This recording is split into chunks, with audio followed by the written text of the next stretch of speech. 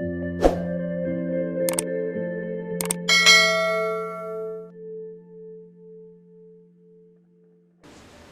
बच्चों, स्वागत है आपका हमारी हिंदी में। तो बच्चों, आज हम हमारी हिंदी की क्लास में करेंगे कक्षा 12वीं की एक पुस्तक है अभिव्यक्ति और माध्यम।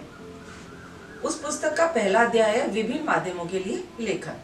उसमें हम कर चुके हैं प्रिंट माध्यम कर चुके हैं, रेडियो कर चुके हैं, टेलीविजन कर चुके हैं और आज हम करेंगे उसी की कड़ी में इंटरनेट माध्यम।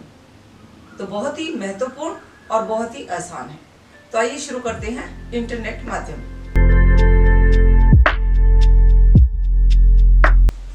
आइए शुरू करते हैं विभिन्न माध्यमों के लिए लेखन में इंटरनेट माध्यम। जैसे मैंने पहले मुख्य मुख्य बिंदु बनाकर जो नोट हेडिंग बना लिए थे, उसी प्रकार मैंने इसके भी लिख लिया।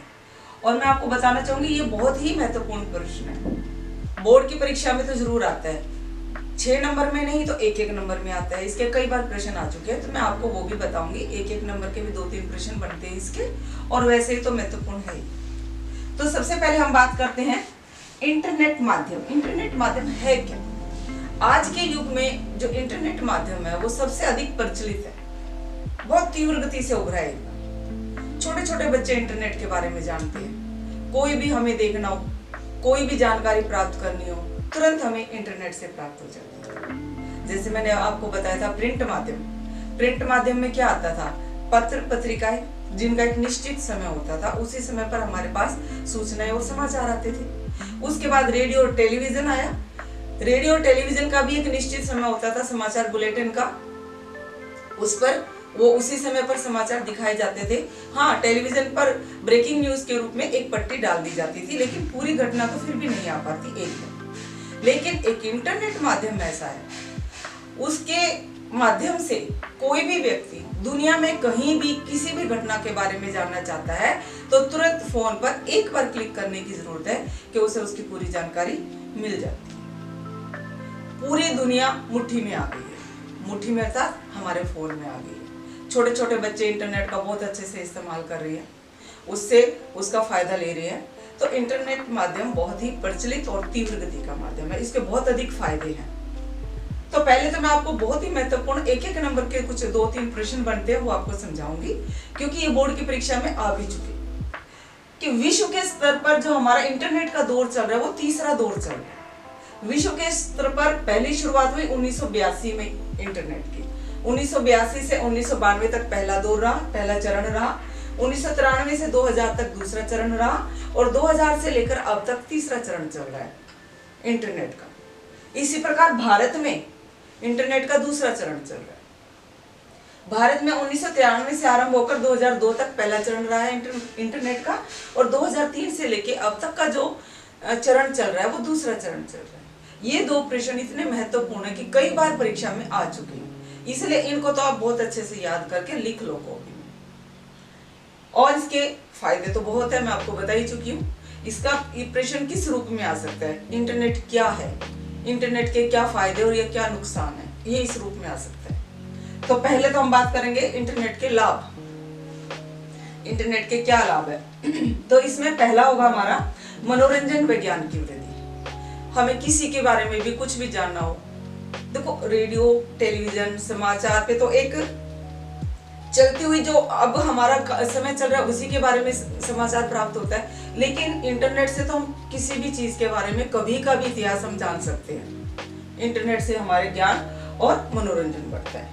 आजकल बहुत से ऐसी साइट चली हुई है जिनसे मनोरंजन बढ़ता है, तो वो लोग उससे देखते हैं। दूसरा इसका लाभ है 24 घंटे सूचनाएं व समाचार प्राप्त हो सकती है। समाचार जिस प्रकार हम रेडियो और टेलीविजन में या प्रिंट माध्यम में देखते हैं, निश्चित समय पर ही हमें उनके बारे में जानकारी प्राप्त होती है, लेकिन इंटरनेट पर ऐसा नहीं है। जब मर्जी आप इंटरनेट के माध्यम से किसी भी घटना के बारे में जानना चाहोगे, आपको उसके बारे में तुरंत घटना प्राप्त, समाचार प्राप्त हो जाएगा। तीसरा मैं आपको पहले ही बता चुकी हूँ, सर्वाधिक तीव्र माध्यम। अब तक के जितने हमारे 3 माध्यम है, प्रिंट माध्यम, रेडियो माध्यम, टेलीविजन माध्यम, इन तीनों में सबसे तीव्र माध्यम है। बहुत अधिक इसने तरक्की की है, कमाल की तरक्की की है इंटरनेट ने, कि सब छोटे छोटे बच्चे इंटरनेट के माध्यम से अपनी पढ़ाई कर रहे हैं। जो कोई जानकारी आजकल कुकिंग के बारे में सिलाई के बारे में, किसी तरह की भी आप जानकारी प्राप्त करना चाहो तो इंटरनेट के माध्यम से हमें तुरंत प्राप्त हो जाती है। उसके बाद अगला है इसका, कोई भी समाचार ये पुस्तक उपलब्ध हो सकती है हमें इंटरनेट से। पहले हमें क्या था कि कोई पुस्तक लेनी है या कोई समाचार पत्र देखना तो हम लाइब्रेरी में जाते थे, लाइब्रेरी से उस समाचार उस दिन का पत्र ढूंढते या वो पुस्तक ढूंढते, तब वो जानकारी हम लेते थे। लेकिन इंटरनेट के द्वारा हम घर बैठे ही कोई भी पत्र इंटरनेट पे देख सकते हैं। सभी समाचार पत्र इंटरनेट पर उपलब्ध है।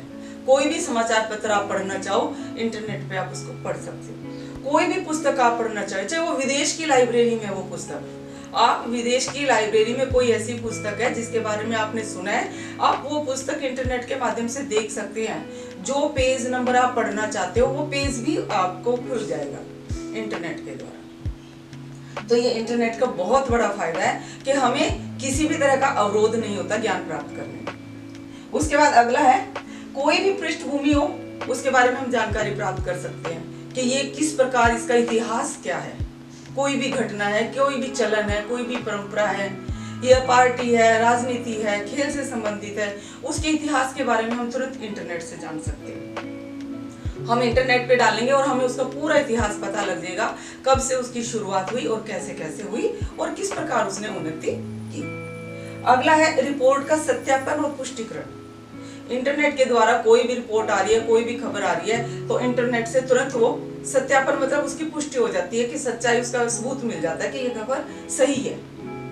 इंटरनेट पे डालेंगे तुरंत उसके चित्र सहित वो समाचार, वो घटना हमें उपलब्ध हो जाती है।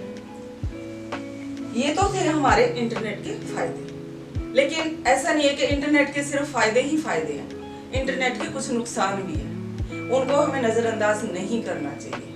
जितने फायदे हैं उतने नुकसान भी है, उनको भी हमें ध्यान में रखना चाहिए। तो आइए बात करते हैं इंटरनेट से क्या नुकसान हो सकते हैं। नुकसान भी कम नहीं है इंटरनेट के, उन पर भी हमें ध्यान देना चाहिए, उनको नजरअंदाज नहीं कर सकते। जितने हमें इंटरनेट के फायदे हैं उतने नुकसान भी है। सबसे पहला है, जो कच्ची उम्र के बच्चे होते हैं, छोटे बच्चे होते हैं, उनमें अश्लीलता और नग्नता को बढ़ावा मिलता है।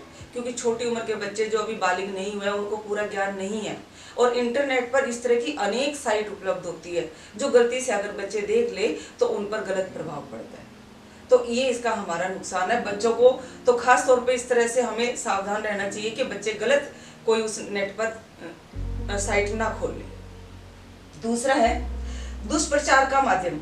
बिल्कुल सही, इंटरनेट पर कई बार क्या होता है, कोई तस्वीर, कोई भी घटना ली, उसकी किसी भी रूप में वो नेट पे डाल देता है और वो बात इतनी फैल जाती है कि सबको लगता है वो सही है और कई बार गलत बात भी बहुत अधिक प्रचलित हो जाती है। तो इसका ये नुकसान भी है, क्योंकि लोग आजकल बहुत ज्यादा इंटरनेट का इस्तेमाल कर रहे हैं। कोई भी घटना देखते हैं, उसका चित्र लिया और उसको नेट पे डाल देते हैं और उसमें अपनी तरफ से लिख देते हैं, तो कई बार गलत भी प्रचार हो जाता है। वो भी इंटरनेट का एक नुकसान है हमारे लिए।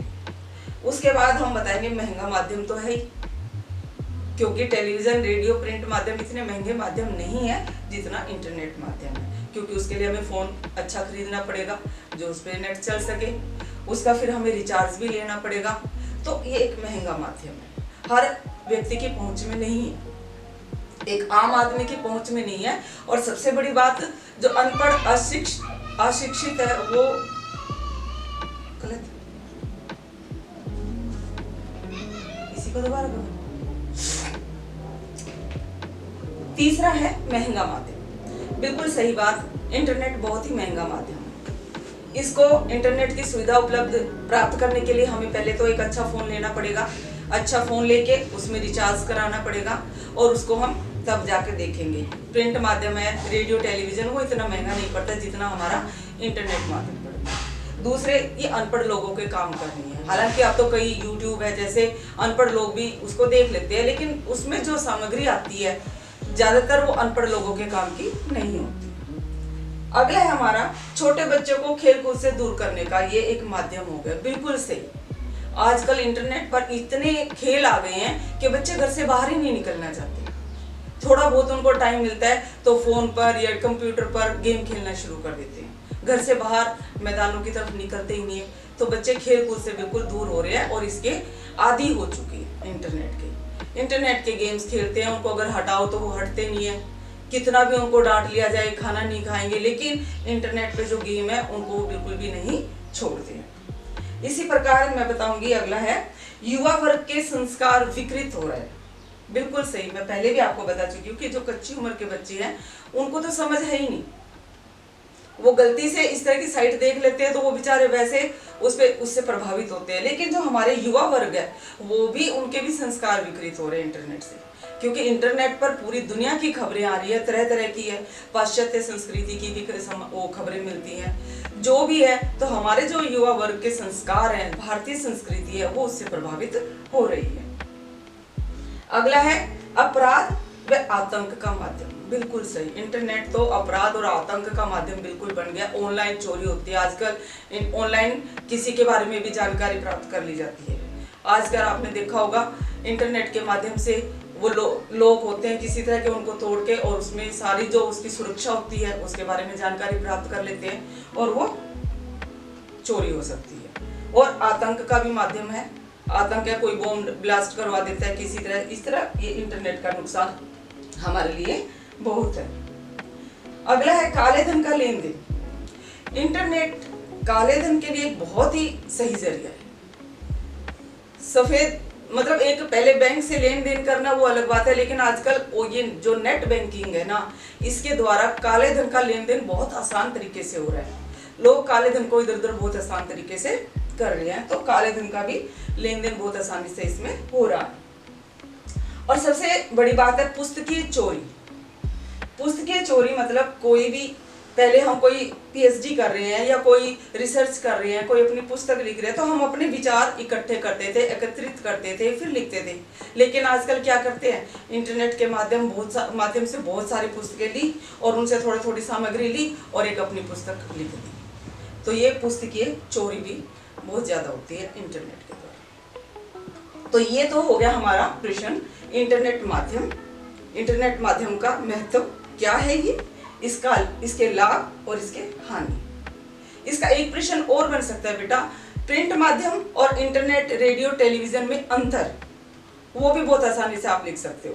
क्योंकि जो प्रिंट माध्यम है उस पर छपी हुई सामग्री होती है, उसको स्पष्ट होते शब्द, और इन पर छपी हुई सामग्री नहीं होती है, उस पर समय नहीं होता।